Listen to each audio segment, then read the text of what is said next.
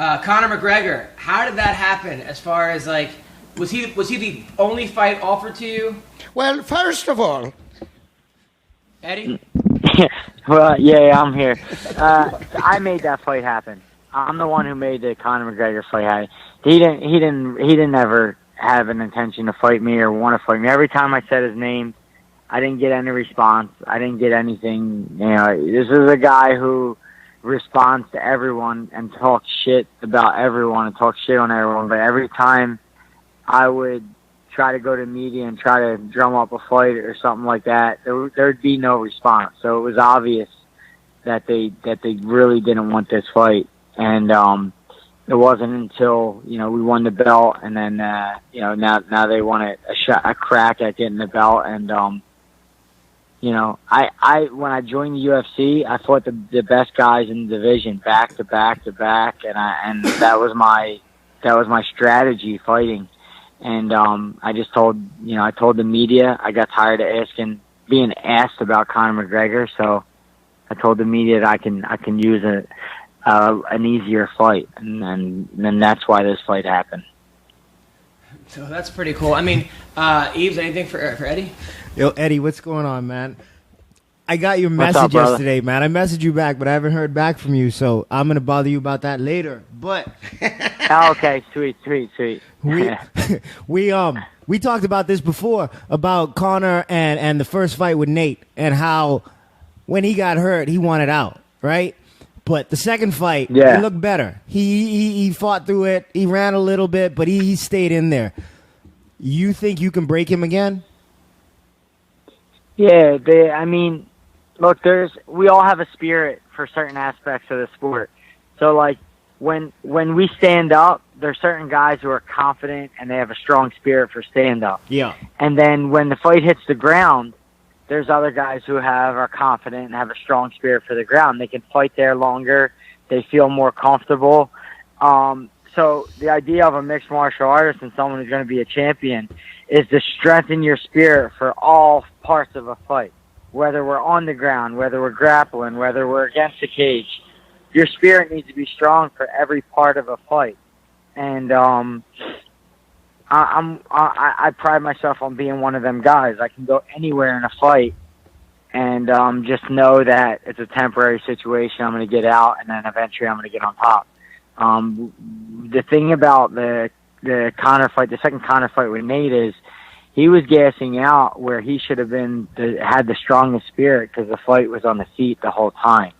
There was really no ground exchanges, and he was gassing out in his best realm, in his most confident realm, and that's what sort of stuck out to me the most.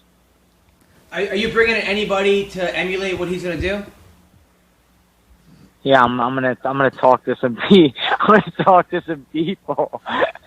But yeah, we have guys. I was supposed to have a guy come in.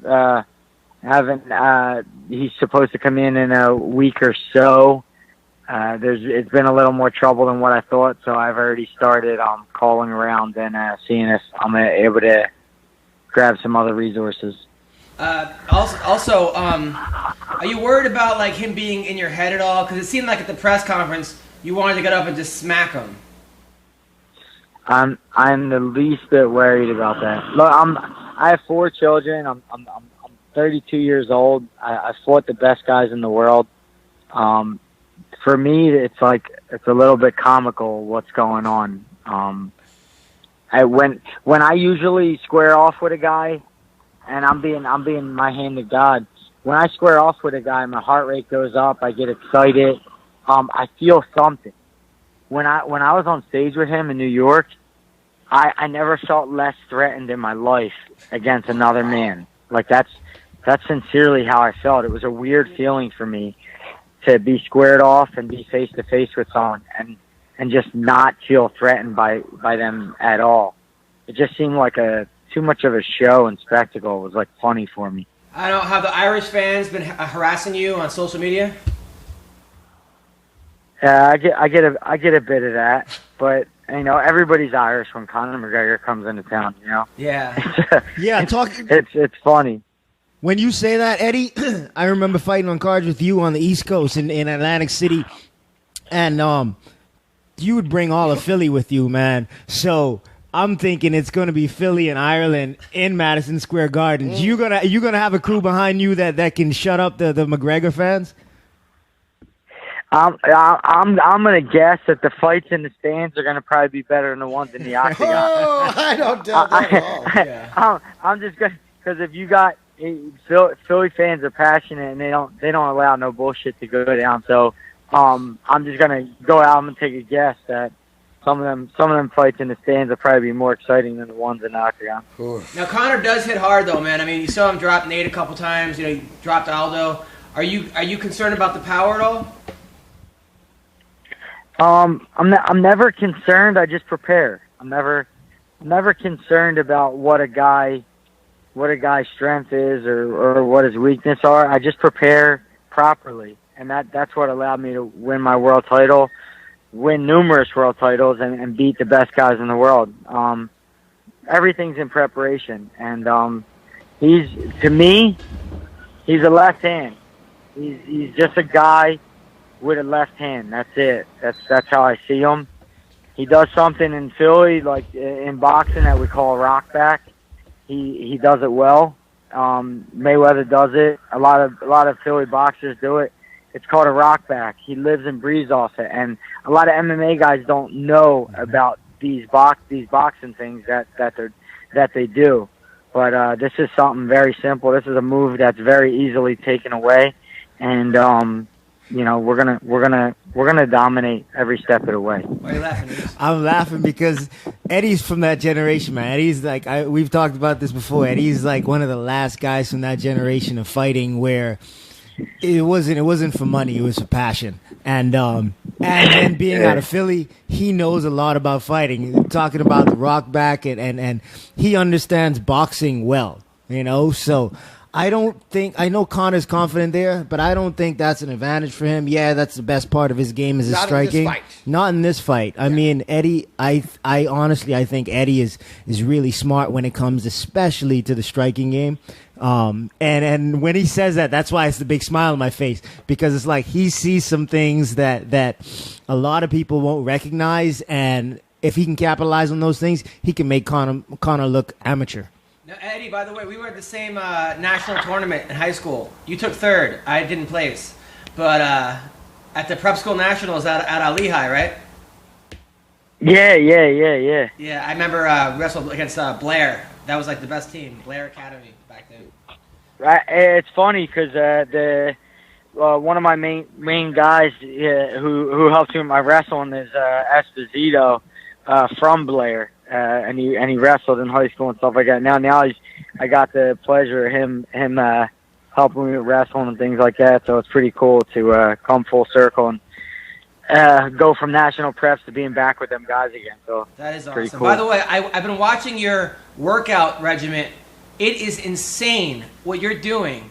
You're jumping. I mean, like he's like on the bars, on like the gymnast bars. I mean, it's a whole, and then you're jumping up over those like track hurdles. I mean, they have you doing these things. Are you okay? I don't want you to get hurt, man. That shit looks crazy. No, my coach, when the cameras come around and stuff like that, my coach will purposely put crazy shit up because he knows that one, I never did it, like some of the stuff, I never did it to that extent before. So he tries to get me to break all my personal bests while the cameras are around. He knows I'm a show off. I'm a little bit of like a show off and a sore loser. And you're also doing those like squats, those fucking deadlifts. I'll do it. The deadlifts you're doing with like I don't know how much, like 300 pounds on each side. I'm like, the fuck is this guy do? It's crazy, dude. Shit is crazy. Yeah, I enjoy that stuff. My coach challenges me. I've been with him since like the Dream tournaments, and he's a big reason I'm starting to knock people out again. Back with him, back with the explosiveness, the power. I've always had the ability to knock people out, but just to start finding my power again and starting catching people's chins again, it's he's a huge asset to my team. Rich Power, he's the man. Nice. Now the reach advantage that Conor has. How are we gonna deal with that? there's tons of different ways without giving away a game plan. What's he, like a 74? I believe it's 74-inch reach or something like that. But everything's taken away with the proper preparation. I know I'm confident in my coaches. I'm confident in our game plan and our ability to go out there and do it. We've already been doing 5-5, 6-5s 3 times a week, and we're just following this game plan step by step. Now, Rocky didn't have any sex before his fight. I know Rocky's from Philly. You Philly have the women weekend legs. Have we cut out sex yet or no? Nah, I never do that, man. That's foolish. Nice. Now, by the way, Conor McGregor just showed up to our podcast. Conor, are you here? Yes, that's right. I came all the way down here because I heard Eddie was going to be on MMA Roasted. Nice. Now, what's your plan against Eddie? Listen, first of all, Eddie, you're welcome, okay? Finally, thanks to me, you're famous enough to be on a podcast. Way to go. Now, what do you plan on doing to Eddie? Eddie, first of all, I'm going to romance you in the ring. I'm going to treat you like a true gentleman. And then I'm going to just not knock you out. I'm going to knock you out of fighting forever. So it's a good thing you're Puerto Rican because you can have a backup career teaching people how to dance the tango. Eddie? Hey, what's up, man? Now, Eddie Alvarez is a legend in the sport. He just knocked out Dos Anjos. How are you going to deal with Eddie Alvarez? It's real easy. You just have to turn on salsa music, and they can't help but start to dance. Eddie, is that true? Actually, there is a bit of truth to that. But, that's what I told you. He's going to dance himself right out of the ring. And he's right about the best fights being in the stands. I predict the Irish will beat the Puerto Ricans 113-108. All right. Wow. All right. So but Eddie Alvarez beat Dos Anjos. He beat Anthony Pettis. He beat Gilbert Melendez. Dude is a fucking legend in the sport. You haven't beaten those guys. Yes, but I didn't have to. What do you mean you didn't have to? Come on, I'm Conor McGregor. The sport comes to me, not the other way around. All right. I'm not some Hispanic picking the lettuce out of Bellator. What was that, Eddie? When you got a cool accent, you don't have to beat anybody good. You can just fucking. Well, I'll be sure and tell Nate Diaz you said he weren't no good. Well, he did beat Nate Diaz, Eddie. Yeah. Nate is a good fighter, great fighter. Yeah, he's a 500 lightweight. Let's be honest. Wow. Nate's a 500 lightweight. Nate was what was his record before he fought Conor? Eves, CB, what was his record? I believe it was Coke and 1. I think he was about 3-1 or 1-3 before he got the Conor fight. So Nate's a 500 lightweight. That's just being honest. He wins half of them, he loses half of them. I would say you're also right about Jose Aldo. It wasn't much of a fight, so I can't say what it felt like to beat him. Wow. Now, CB, our other co-host has 5 Conor McGregor tattoos. If Eddie wins, will you get an Eddie Alvarez tattoo? I guess we'll have to wait and see what happens. You better. Come on. Yeah, I want the Alvarez on your back. I want my last name on your back. On like your back. He wants that. I have no room on my back. Maybe my forehead. Your lower back. Your lower back. He wants you to get a fucking tramp stamp. I don't have any room. That's awesome. Hey, Eddie. Okay, so you're from Philly, and this is Madison Square Gardens, man.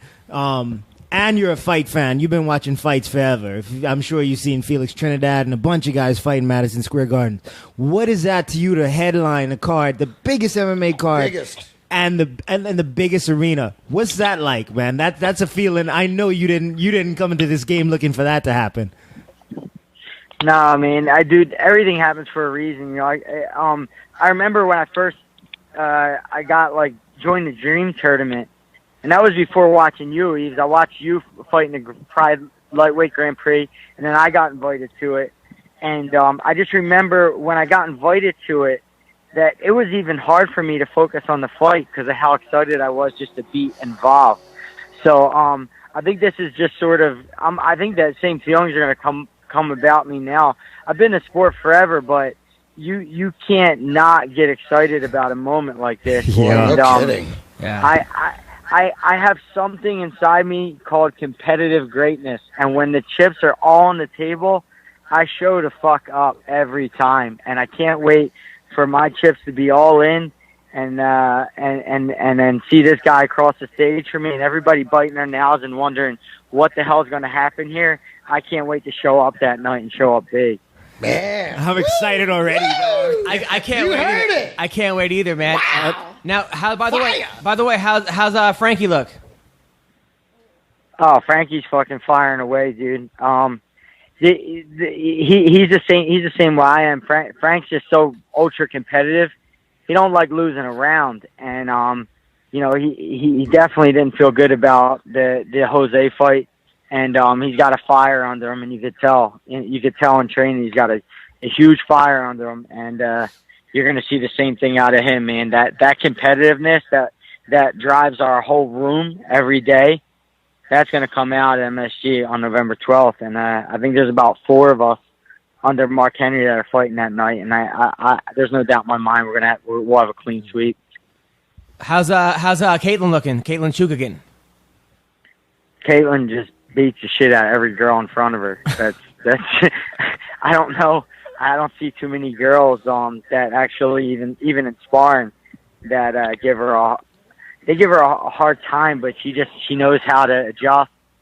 She knows how to move, and she pretty much beats the shit out of whatever girls they bring in. I actually feel bad for sometimes. She's really cute too. Very pretty girl as well. That chick, Yeah. I think she's the next big star in women's MMA. I mean, she's got the whole package. She is in my pants. She can fight, man. She can fight her ass off. She is in your pants. Yeah, that's how I rate them, how they affect me in my pants. She's going nowhere near She's a your big star in my pants. Yeah, she's going nowhere near your pants. By the way, who did you think won, Bisping or